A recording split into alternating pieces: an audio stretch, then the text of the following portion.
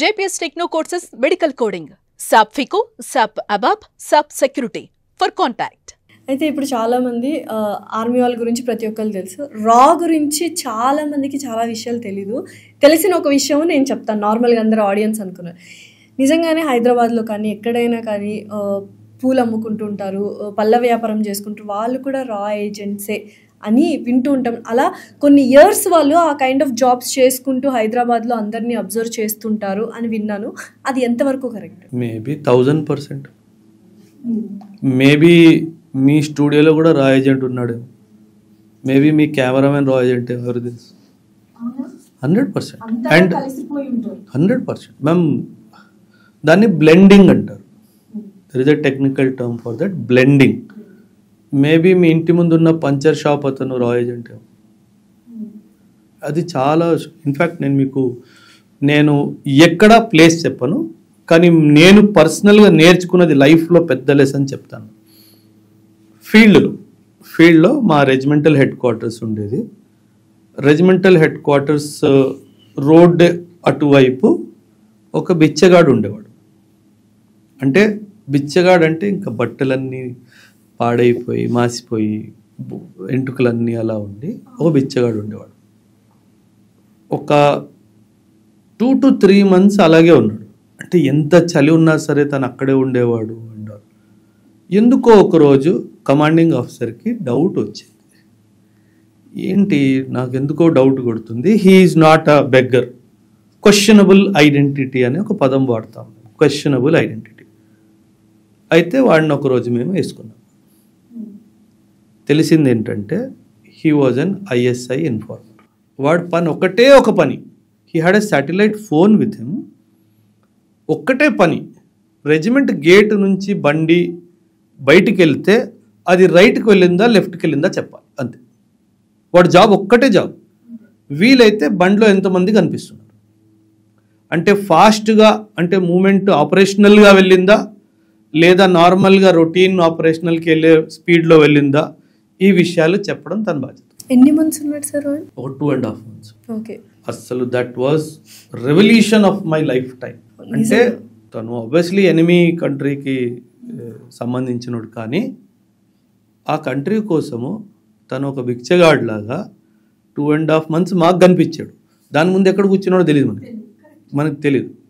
You will not believe ma'am, మొత్తం cantonment అంతా అసలు జల్లడ్లా పెట్టేశాము, ఒక్కొక్కడిని పట్టుకొని అందరినీ. ఇంకా so that was a big revolution. అంటే జనరలీ జరగదు, అంటే ఒక్కొక్కసారి మిస్ అవుతాం అంతే. అంటే ఒక ISI ఏజెంట్ అని మీరు ఎలా అంటే పార్ట్ ఆఫ్ లెర్నింగ్. అంటే మాకు బేసిక్ మిలిటరీ ట్రైనింగ్లో అన్నీ నేర్పిస్తారు, కానీ మేము బిజీ ఉండడం వల్ల, అంటే అది that was not a pure field station, also it was a semi field station. దానివల్ల అది మేము మిస్ అయ్యామన్నది మాకు అర్థమైంది.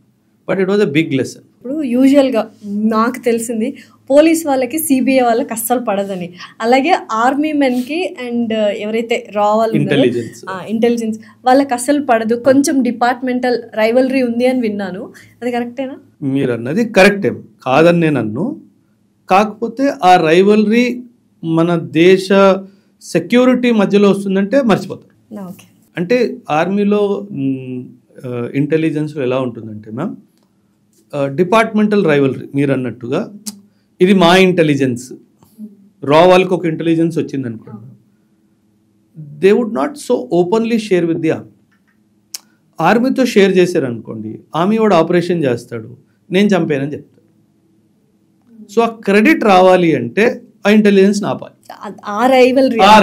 అంతేగాని దేశం ఎదురొస్తుంది, ఏమంటారు సెక్యూరిటీ ఎదురొస్తుందంటే ఆ రైవలరీ అంతా మర్చిపోతుంది, జాయింట్ ఆపరేషన్. అందుకే ఇప్పుడు ఆపరేషన్ మహాదేవ్లో ఆ 3 టెర్రరిస్ట్ ఎవరైతే పహల్గామ్ దాడికి బాధితులో వాళ్ళని చంపింది ఒక జాయింట్ ఆపరేషన్. ఆర్మీలో 4 పారా, CRPF, JNDK పోలీస్. ఖచ్చితంగా దీనికి ఇంటెలిజెన్స్ కవర్ NIA, రా ఇచ్చి ఉంటుంది. సో చూడండి, ఒక ఆపరేషన్లో 5 ఏజెన్సీస్ ఇన్వాల్వ్. ఒకవైపు ఆర్మీ, ఒకవైపు CRPF, ఒకవైపు JNDK పోలీసు, ఇంకోవైపు రా, ఇంకోవైపు NIA. వీళ్ళందరూ హెడ్ క్వార్టర్స్ డిఫరెంట్, వీళ్ళని కంట్రోల్ చేసే వాళ్ళు కంప్లీట్లీ డిఫరెంట్. సో ఇలా 5 ఏజెన్సీస్ కలిపి ఒక ఆపరేషన్ చేశారు. సో ఇక్కడ డిపార్ట్మెంటల్ రైవలరీ లేదు, ఎందుకంటే దేశం ఇంపార్టెంట్. దేశం అన్న క్వశ్చన్ రాగానే అందరూ అన్నీ మర్చిపోతారు, యాజ్ ఎ జాయింట్ టీమ్ లాగా అటాక్ చేస్తారు. ఆర్మీ ట్రైనింగ్ ఎంతైతే డిఫికల్ట్గా ఉంటుందో అక్కడ టెర్రరిస్టులు ఎవరైతే ఉన్నారో వాళ్ళ ట్రైనింగ్ అంతకంటే డిఫికల్ట్గా ఉంటుంది, వాళ్ళ దగ్గర అంతకంటే ఎక్కువ వెపన్స్ ఉంటాయి అని విన్నాము. నిజమేనా అది?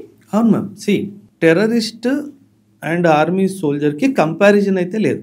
No, not at all. No, not comparing. అంటే కంపారిజన్ ఎందుకు లేదు అంటే, మోస్ట్ ఆఫ్ ది పీపుల్ ఎవరైతే టెర్రరిస్ట్గా మారుతారో, నేను నా అనుభవంతో చెప్తున్నాను, మోస్ట్ ఆఫ్ దెమ్ డబ్బుల కోసం చేస్తారు. డబ్బుల కోసం వాళ్ళు టెర్రరిస్ట్లా మారుతారు.